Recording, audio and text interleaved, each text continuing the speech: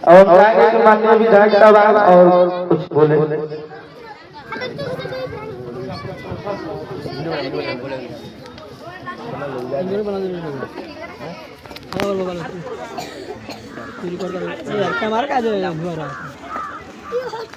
आपको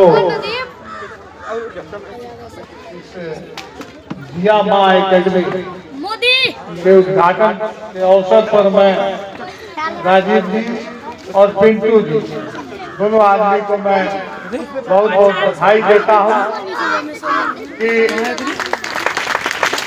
आप सुदूर गांव में शिक्षा का अलग बनाने के लिए चले।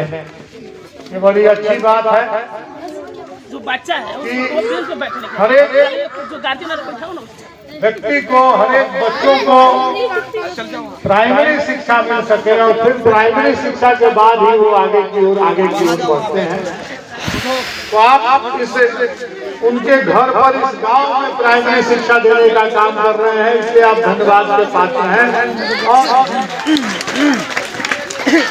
और कोई तो संस्था होगा ही आपका, तो अच्छी बात है। हमको लगता है कि यहाँ बच्चियाँ आई हुई हैं, इनका यहाँ नामांकन हो रहा है बच्चियों का ना। तो मैं आपको बताता चलूं कि आपको जान के खुशी होगी कि गमगढ़वा में सरकार ने डिग्री कॉलेज दिया है। और सबसे पहले ये बात पता किया कि सरकार का संकल्प है कि हर प्रखंड में हमको डिग्री कॉलेज खोलना है। तो आखिर लंबित क्यों है? तो पता चला जमीन नहीं मिल पा रहा है। तो सबसे पहले हमने सीओ को कह करके और सरकार को जमीन चिन्हित करवाया और संयोग इतना बढ़िया हुआ कि सरकार ने उसको मान करके और इसी जून जुलाई से उसका एडमिशन भी डिग्री के कॉलेज का यहाँ प्रारंभ हो गया। तो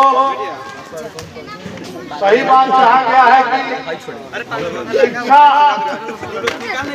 अम्बेडकर जी ने कहा है कि शिक्षा से अग्नि का दूध होता है, जो जितना पिएगा वो उतना कर देगा। कहा नहीं।